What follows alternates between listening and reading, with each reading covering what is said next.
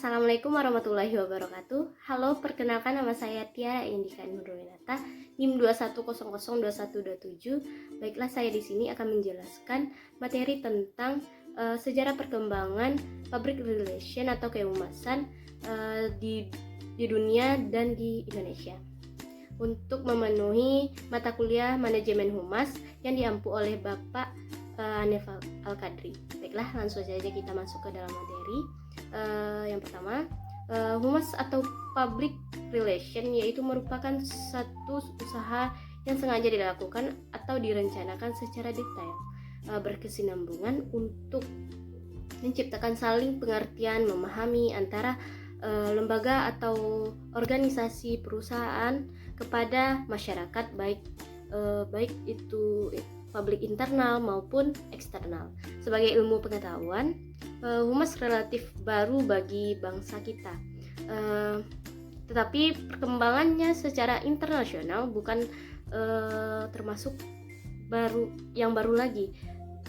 Jadi humas merupakan gabungan dari berbagai macam ilmu dan termasuk ke dalam jajaran ilmu sosial seperti ilmu ekonomi, politik, sejarah, sosiologi, psikologi, dan jajaran ilmu komunikasi dan ilmu lainnya yang terdeteksi dalam humas. Pada abad ke-20 di Amerika Serikat, humas lahir karena adanya kemajuan dalam berbagai masyarakat yang memisahkan manusia ke dalam kelompok-kelompok dalam tujuan yang tidak sama atau berbeda. Untuk mencapai tujuan tersebut, maka diperlukan kerjasama ke semua belah pihak demi kepentingan bersama. Jadi, saat terjadinya revolusi pada saat itu juga dianggap pemicu lahirnya humas.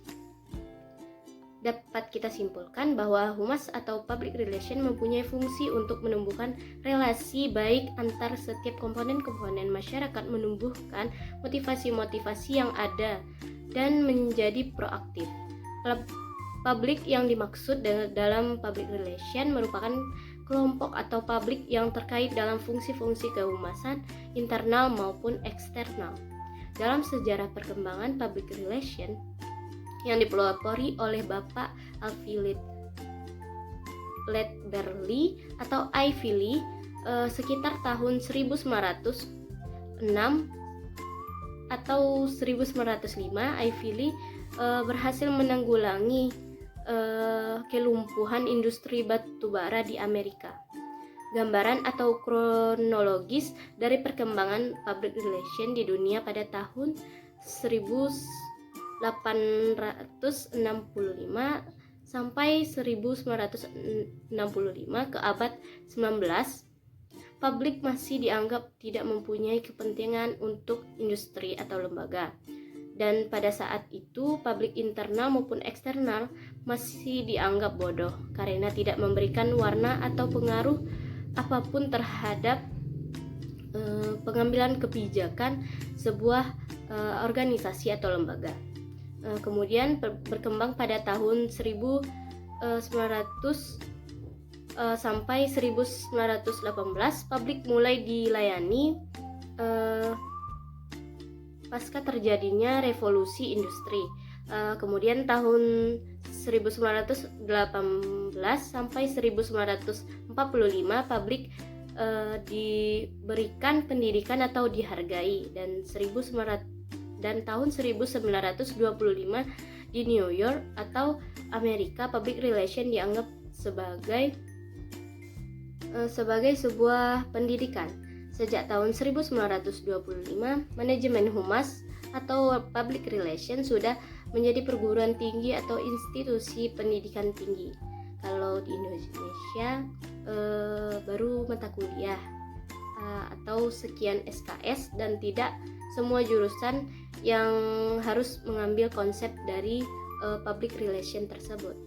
Pada tahun 1928 di Belanda memasuki pendidikan tinggi, public relation sudah mulai masuk ke dalam pendidikan tinggi.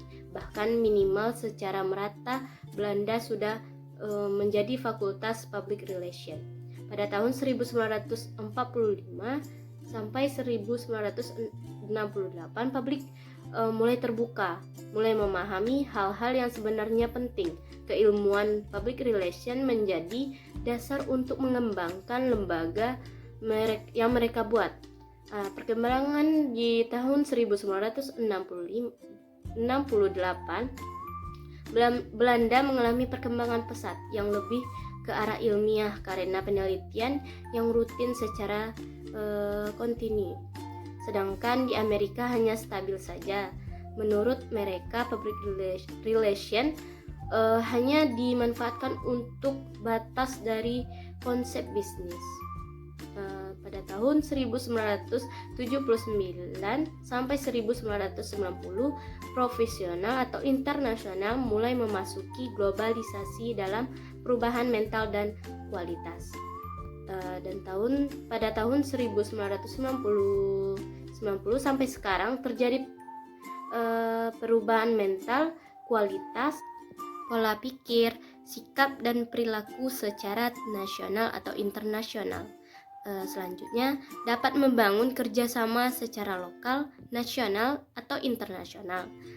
Dan yang terakhir, membuat saling belajar apakah dalam bidang politik, ekonomi, sosial budaya, iptek sesuai dengan kebutuhan era global dan informasi. Nah, selanjutnya perkembangan public relation atau humas di Indonesia.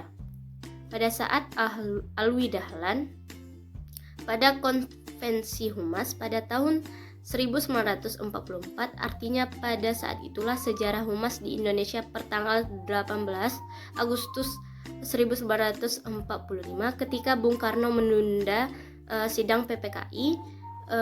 Pada saat itulah disenyalir dengan memanfaatkan pers sebagai salah satu sumbu dari keilmuan public relation bahwa di Indonesia sudah mulai memahami pentingnya public relation tersebut. Menurut M. Linggar menyatakan bahwa public relation itu sebagai praktek humas sebenarnya sudah ada sejak zaman Mataram dulu. Dalam keotentikan sejarah, maka humas atau public relation otentik berkembang dan muncul sejak proklamasi 17 Agustus 1945.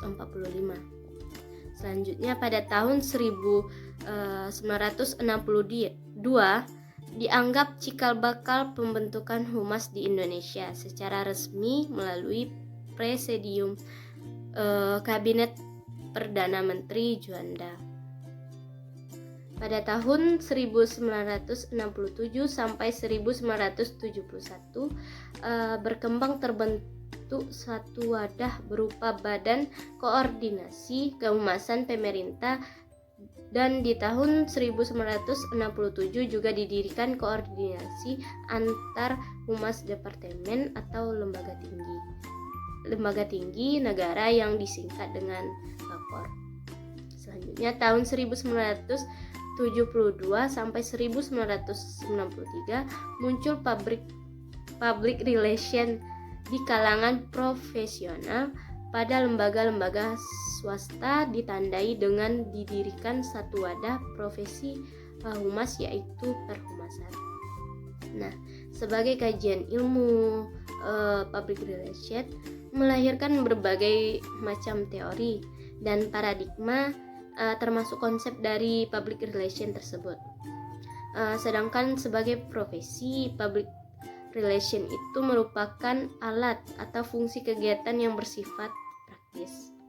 Nah, baik, itulah penjelasan dari saya tentang sejarah perkembangan public relation atau kehumasan di dunia dan di Indonesia.